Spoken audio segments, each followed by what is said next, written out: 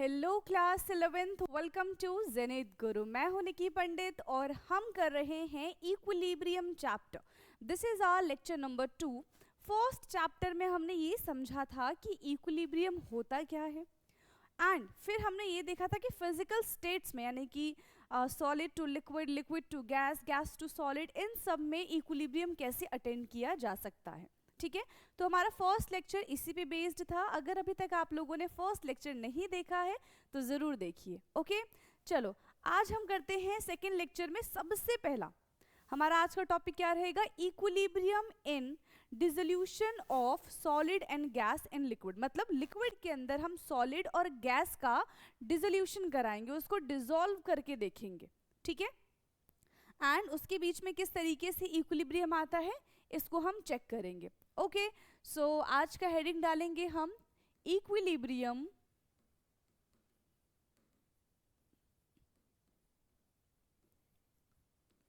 In dissolution of solid and gas in liquid, solid and gas in liquid। तो सबसे पहले किसका dissolution देखेंगे? सबसे पहले हम देखेंगे solid is dissolve in liquid. First है हमारा solid is dissolve in liquid.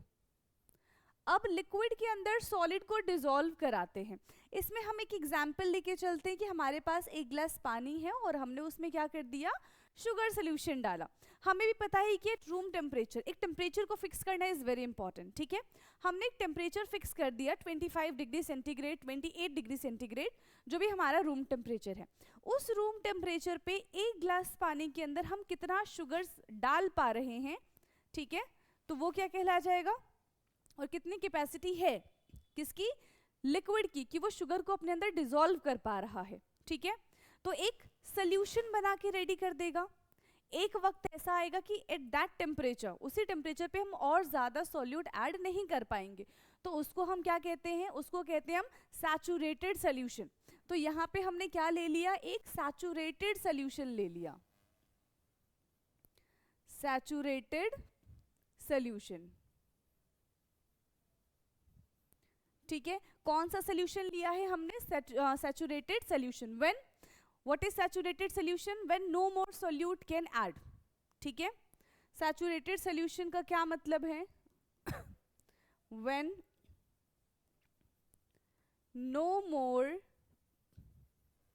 Solute can add in a liquid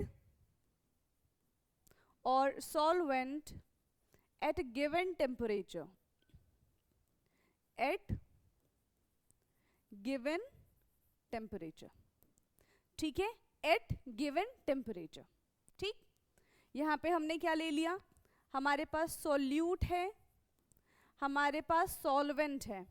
जब सॉल्यूट और सॉल्वेंट को हम मिलाएंगे तो क्या बन जाएगा, सोल्यूशन बन जाएगा। देखो ये टॉपिक बहुत इजी है एंड बहुत इंपॉर्टेंट भी है। यही सेम चीज आप क्लास 12th में भी पढ़ोगे, फर्स्ट चैप्टर में, सोल्यूशन वाले चैप्टर में। ठीक है, सॉल्यूट प्लस सॉल्वेंट से क्या बनता है, हमारा सोल्यूशन बनता है। ठीक, तो सॉल्यूट क्या होता है, सबसे पहले इसके बारे में जान लेते हैं। जो अपने आइडेंटिटी को लूज कर देता है उसको हम सॉल्यूट कहते हैं, एंड सॉल्यूट हमेशा लेसर क्वांटिटी में प्रेजेंट होता है। सॉल्वेंट की बात करें तो सॉल्वेंट हमेशा हायर क्वांटिटी में प्रेजेंट होता है and it's never lose its identity. Clear? तो सॉल्यूट में यहाँ पे हम लेके चल रहे हैं, हमारे पास शुगर है और सॉल्वेंट में हमने ले लिया यहाँ पे वाटर। तो सोल्यूशन क्या बन जाएगा यहाँ पे, यस, सोल्यूशन क्या बनेगा यहाँ पे बन जाएगा शुगर सोल्यूशन। ठीक है, हमने यहाँ पे क्या बना दिया, सोल्यूशन, शुगर सोल्यूशन बनाया है। समझ में आया? एक बार सॉल्यूट और सॉल्वेंट की प्रॉपर्टीज को लिख लेते हैं ताकि बाद में हमें कंफ्यूजन ना हो। ये बहुत बेसिक चीजें हैं, आपको बहुत पहले से, मान लो late to late 9th class से आपको सिखा दिया जाता है ये सारी चीजें कि सॉल्यूट क्या होता है, सॉल्वेंट क्या होता है। बट अगर स्टिल इसमें मिस्टेक होती है तो ये बहुत बड़ी प्रॉब्लम है। ठीक है, समझो बिल्कुल ध्यान से सॉल्यूट के बारे में। सॉल्यूट तो सॉल्यूट की स्पेलिंग क्या है? SOLUTE। अब ये सॉल्यूट की स्पेलिंग में क्यों पूछ रही हूँ, देखो सॉल्यूट की स्पेलिंग देखो, SOLUTE। कितने लेटर्स है इसमें, कितने अल्फाबेट्स है? ओनली 6। अब सॉल्वेंट की बात करते हैं, ठीक है। SOLVENT, इसमें टोटल 7 अल्फाबेट्स है। मतलब ज्यादा अल्फाबेट किसमें? सॉल्वेंट में, मतलब उसकी क्वांटिटी ज्यादा होगी। सॉल्यूट में कम अल्फाबेट है, मतलब उसकी क्वांटिटी कम है। आप ऐसे समझो ना कि अल्फाबेट की क्वांटिटी कम है, तो जिसकी क्वांटिटी कम होती है वो सॉल्यूट होता है, जिसकी क्वांटिटी ज्यादा होती है वो सॉल्वेंट होता है। That's it. तो इस तरीके से अगर आप समझोगे तो कभी गलत नहीं होगा। अक्सर बच्चों को इसमें प्रॉब्लम होती है, वो कंफ्यूज हो जाते हैं कि किसको सॉल्यूट बोले किसको सॉल्वेंट बोले। क्लियर? तो सॉल्यूट क्या है? विच प्रेजेंट इन लेसर क्वांटिटी, ठीक है, जो हमेशा कम क्वांटिटी में प्रेजेंट होता है, एंड लूज इट्स आइडेंटिटी। वो अपनी आइडेंटिटी को क्या करता है? लूज कर देता है। नेक्स्ट है हमारा सॉल्वेंट। अब ये सॉल्वेंट क्या होता है? सॉल्वेंट की स्पेलिंग बड़ी होती है, तो मैंने क्या बताया था कि वो ज्यादा अमाउंट पे प्रेजेंट होगा। विच प्रेजेंट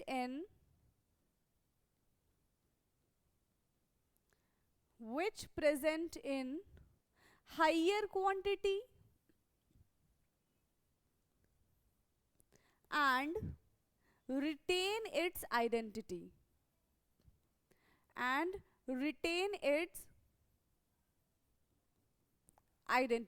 वो अपनी आइडेंटिटी को क्या कर रहा है? रिटेन कर रहा है। समझ में आया?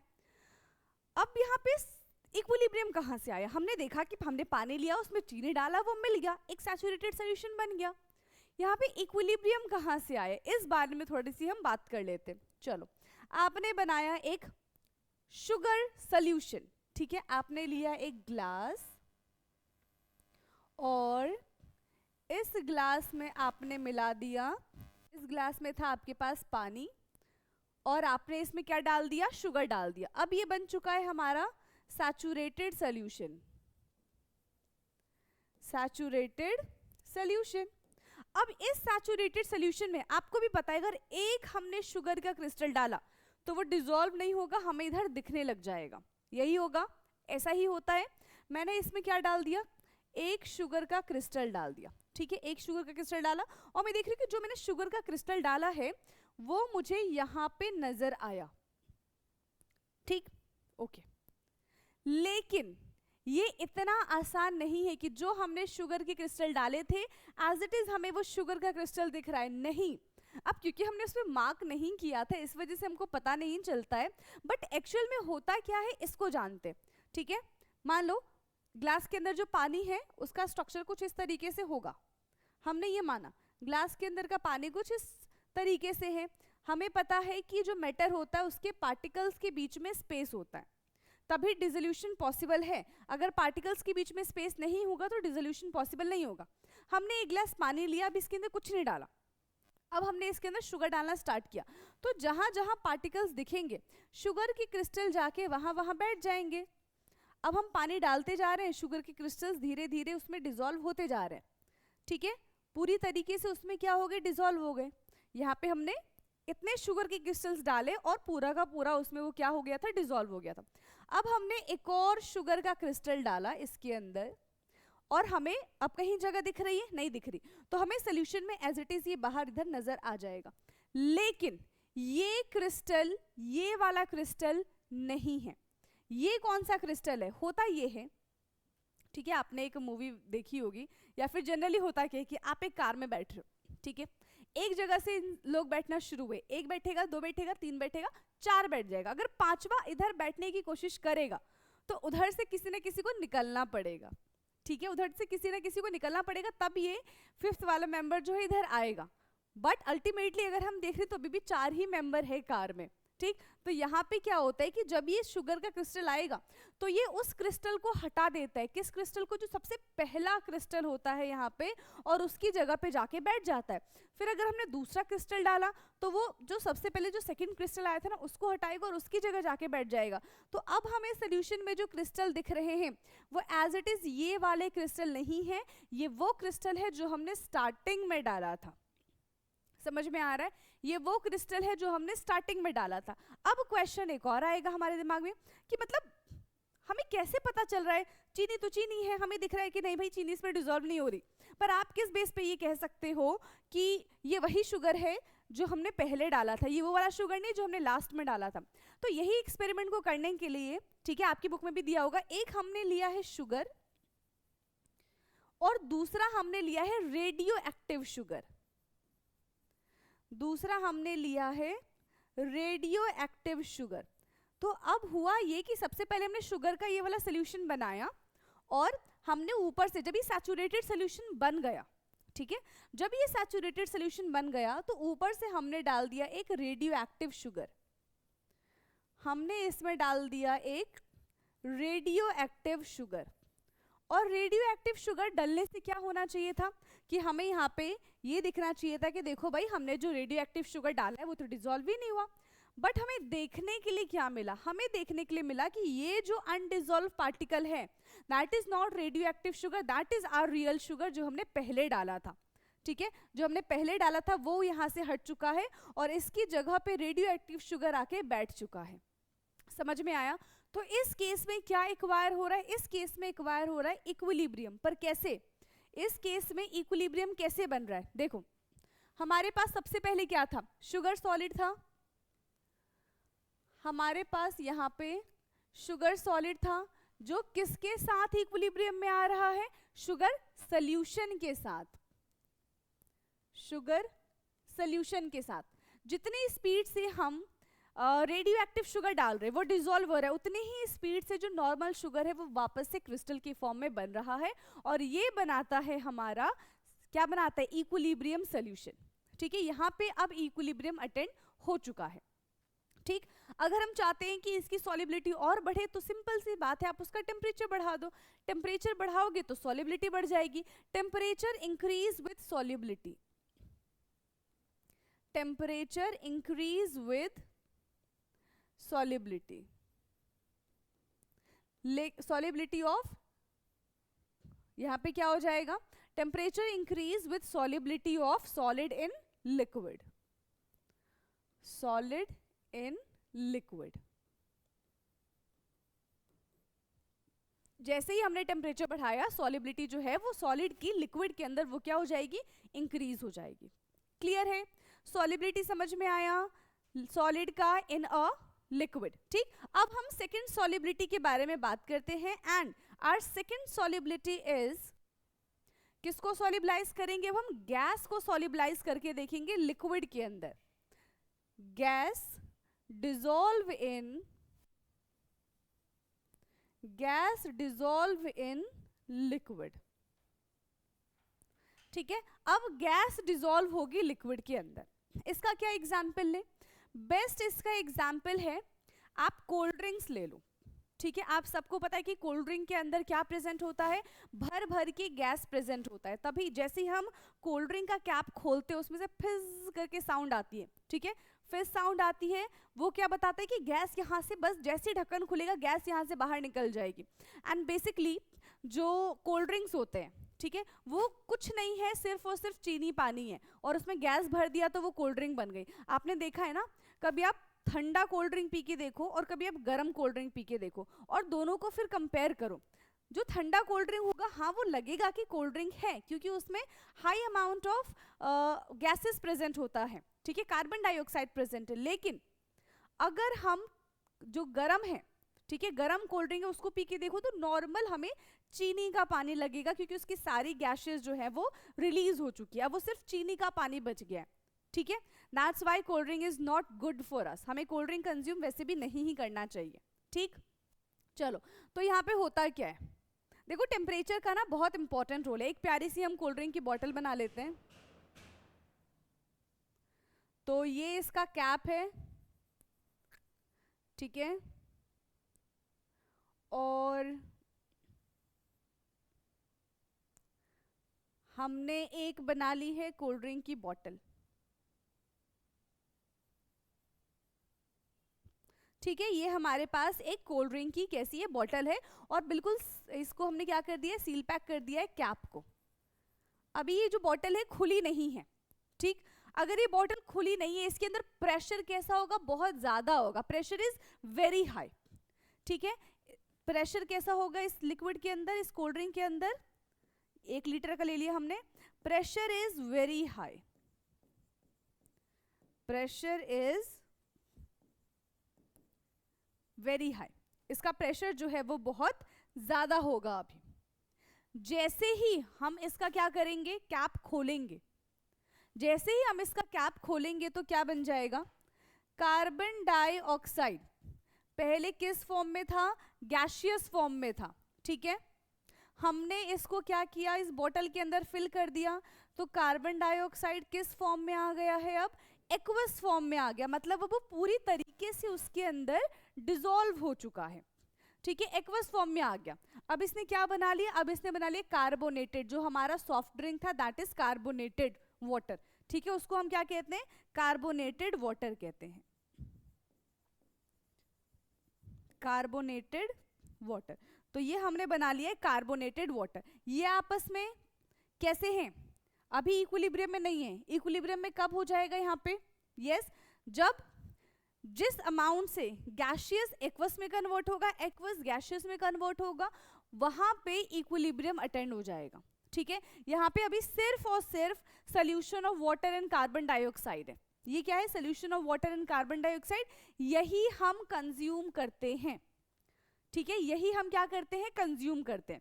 अब होगा क्या, अब ध्यान दो, गैस है, ठीक है, गैस है, गैस के पार्टिकल्स जो होते हैं वो बहुत दूर दूर होते हैं। अगर हमने टेम्परेचर बढ़ा दिया कोल्ड ड्रिंक का, ठीक है, अगर हमने कोल्ड ड्रिंक का टेम्परेचर बढ़ा दिया तो उस केस में क्या होगा, पार्टिकल्स और दूर दूर भागेंगे, उनके बीच का जो अट्रैक्शन है वो बहुत ज्यादा कम हो जाएगा और वो बॉटल से बाहर निकलने की कोशिश करेंगे। लेकिन वहीं अगर हमने टेम्परेचर इसका कम कर दिया तो पार्टिकल्स की सॉल्युबिलिटी गैस के अंदर ही बनी रहेगी, वो गैस से बाहर निकलने की कोशिश नहीं करेंगे, उनका डिसोल्यूशन बढ़ जाएगा। ठीक है, गैस जो होती है टेम्परेचर इंक्रीज करने पे गैस की सॉल्युबिलिटी डिक्रीज हो जाती है, जस्ट उल्टा है सॉलिड की कंपैरिजन में, इसलिए वहां पे मैंने प्रॉपर सॉलिड लिखा था। ठीक है, इतना समझ में आया। So when we open the cap तो प्रेशर धीरे धीरे वहां से क्या हो जाएगा, रिड्यूस हो जाएगा। ठीक है, और कितना प्रेशर रिड्यूस हो जाएगा, इक्विलिब्रियम बना लेगा। ठीक है, बाहर की कार्बन डाइऑक्साइड और जो हमारे बॉटल की कार्बन डाइऑक्साइड है उनके बीच में वो एक इक्विलिब्रियम बना लेगा। क्लियर। सो यहां पे हम क्या लिखेंगे, when we open the cap pressure reduce, when we open the cap pressure reduce. जैसे ही हमने कैप ओपन किया प्रेशर क्या हो गया, रिड्यूस हो गया। ठीक है, कितने तक आ गया वो, 1 atm तक आ गया, pressure reduce to 1 atm and shift the equilibrium, reduce to 1 atm and shift the equilibrium. Pressure reduced to 1 atm and shift the equilibrium.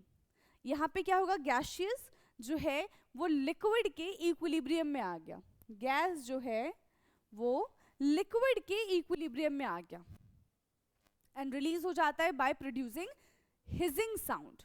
ठीक, gas release by passing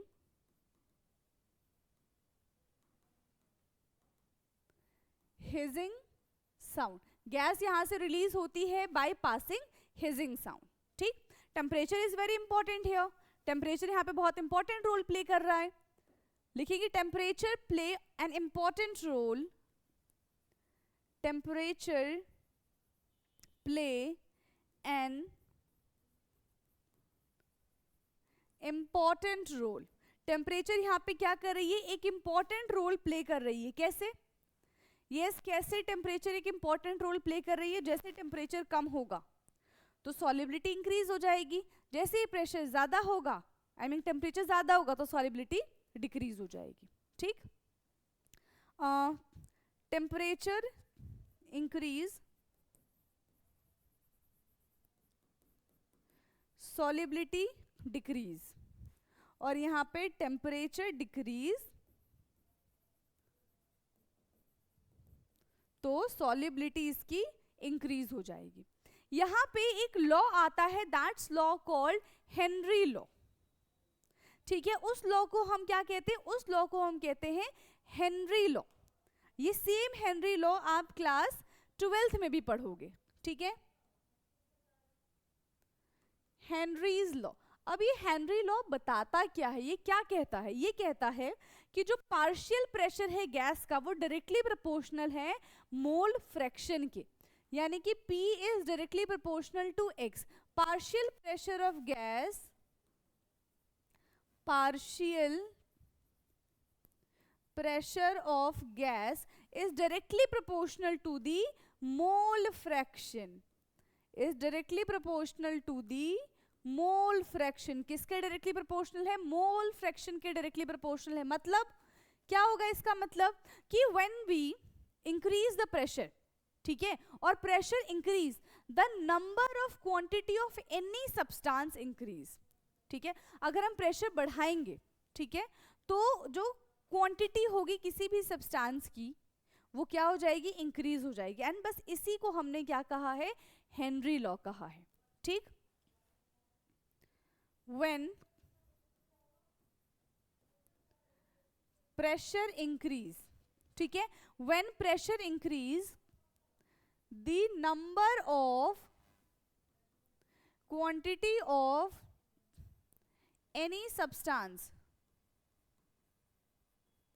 when pressure increase the number of quantity of any substance increase, that is Henry law, that is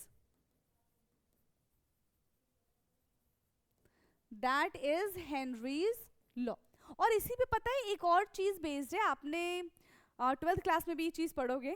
ठीक है, कि जो aquatic animals होते हैं वो ठंडे पानी में रहना पसंद करते हैं कि गर्म पानी में रहना पसंद करते हैं, ये आपका होमवर्क है।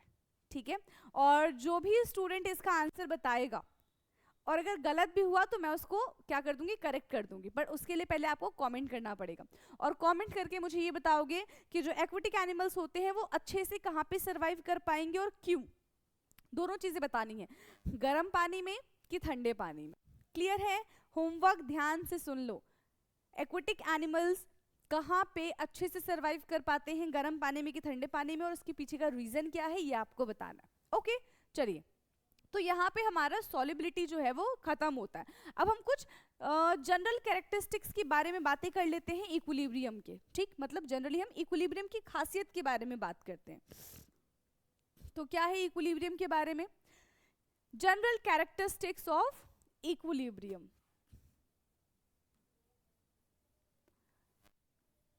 General characteristics of equilibrium. सबसे पहला, इक्विलिब्रियम कभी भी ओपन सिस्टम में हो ही नहीं सकता है, हमेशा उसके लिए क्लोज सिस्टम चाहिए। क्या लिखेंगे हम? Equilibrium never takes place in open system, in open system. ठीक है, equilibrium never takes place in open system. उसके लिए हमको क्या चाहिए? हमें उसके लिए क्लोज सिस्टम की जरूरत है। We required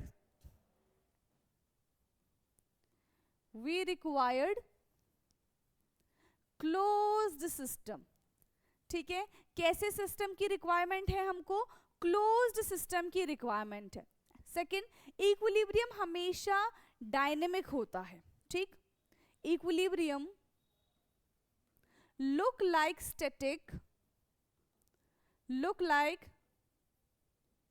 static, but it is always dynamic. Equilibrium look like static but it is always dynamic. वो हमेशा कैसा होता है? डायनेमिक होता है. क्लियर? ये था हमारा second point. Okay, third point, equilibrium के बारे में थर्ड पॉइंट क्या है कि जब भी इक्विलिब्रियम अटेंड होता है, ठीक है, जब भी इक्विलिब्रियम बनता है तो उस केस में उसके जो मेजरेबल प्रॉपर्टीज हैं वो कभी चेंज नहीं होते, इट रिमेन कांस्टेंट. ठीक है, all the measurable properties, all the measurable properties,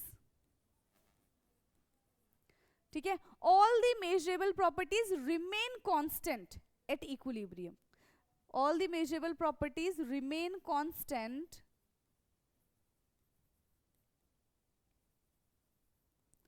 at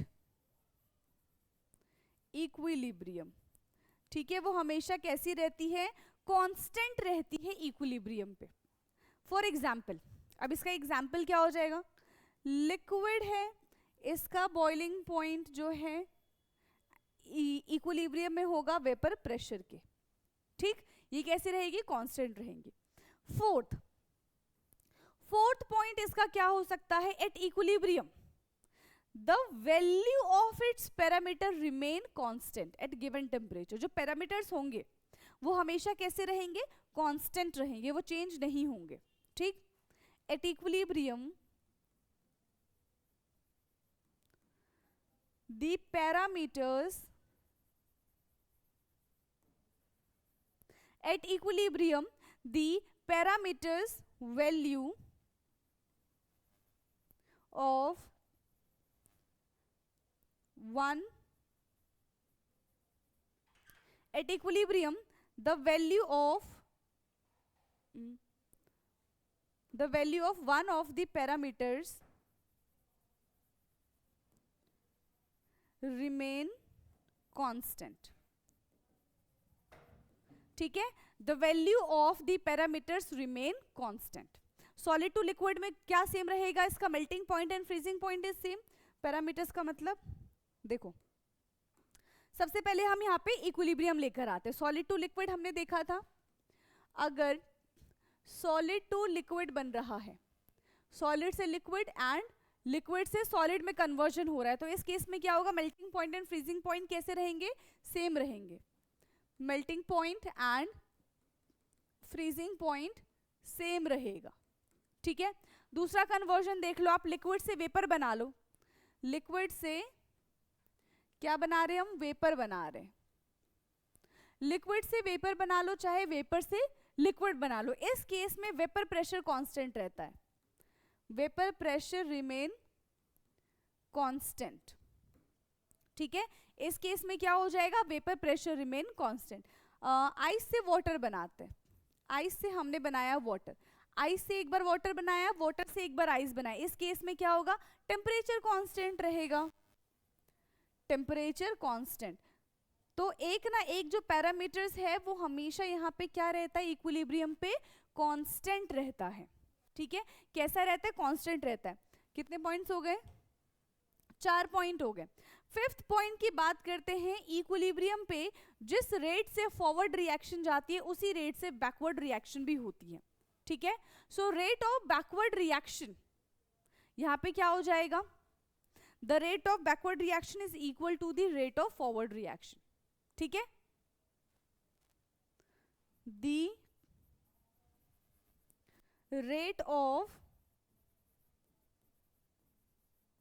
backward reaction is equal to rate of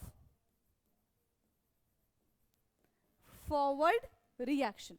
जितना रेट ऑफ बैकवर्ड होगा उतना ही रेट ऑफ फॉरवर्ड होगा. ठीक है, that means both the opposing rate are equal in magnitude. हम ये भी बोल सकते हैं both the opposing rate is equal in magnitude. Rate is equal in magnitude. ठीक है, कैसे होते हैं ये? इक्वल मैग्नीट्यूड के होते हैं। क्लियर? चले आगे बढ़े अब हम। ओके, हमारे पास इक्विलिब्रियम आ गया, ठीक है। The magnitude of value of a substance show that extent of the process, मतलब हमारे पास है सॉलिड, इक्विलिब्रियम बना दिया उसने किसके साथ? लिक्विड के साथ, ठीक। अब कितने पे ये इक्विलिब्रियम बना? कितने पे ये इक्विलिब्रियम बना? पहले हमारे पास टाइम 0 था, हमने कितना ले लिया? मान लो 100 ग्राम ले लिया, तो हमारे पास लिक्विड कितना बनेगा? कितना परसेंट लिक्विड में कन्वर्ट होगा? 0, स्टार्टिंग में 0। फिर 5 मिनट बाद हमने देखा तो ये 80 हो गया और ये 20 हो गया।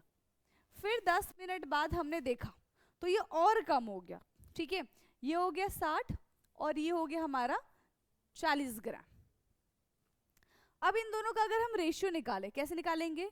लिक्विड यानी कि प्रोडक्ट का कंसंट्रेशन अपॉन रिएक्टेंट का concentration, concentration of product upon concentration of reactant. Liquid कितना है? 40 है, सॉलिड कितना है यहाँ पे? 60 है। इससे ये चला जाएगा, कितना आ जाएगा यहाँ पे? 2/3। कितने ग्राम आ गया? 2.3 ग्राम। समझ में आ गया? क्लियर है? तो इस तरीके से हम इसको देख सकते हैं। तो यहाँ पे हमारा इतना ओवर हो गया, ठीक है। हमने किसके बारे में जाना? यहाँ पे आज की क्लास में हमने डिसोल्यूशन के बारे में जाना। अब नेक्स्ट क्लास से हम अपना केमिकल इक्विलिब्रियम स्टार्ट कर देंगे। ओके, तो ये है हमारा न्यू टॉपिक जो कि नेक्स्ट क्लास से स्टार्ट करेंगे। आज की क्लास में हमने जितना भी पढ़ा है आपको अच्छे से पढ़ना है, एक बार आप बुक की भी रीडिंग करना ताकि जो भी अगर डाउट होंगे वो आपके क्लियर हो जाए। ओके, एंड इसके बाद भी कोई डाउट रह जाता है तो आप कमेंट करके पूछ सकते हैं, प्लस जो मैंने आपको होमवर्क दिया है प्लीज उसका आंसर मुझे कमेंट बॉक्स में बताना, ठीक है। गलत हो चाहे सही हो वो मैटर नहीं करता, बस आपको आंसर बताना है। ओके, सो बाकी का discussion will do in next class. आज के लिए इतना ही। Thank you so much.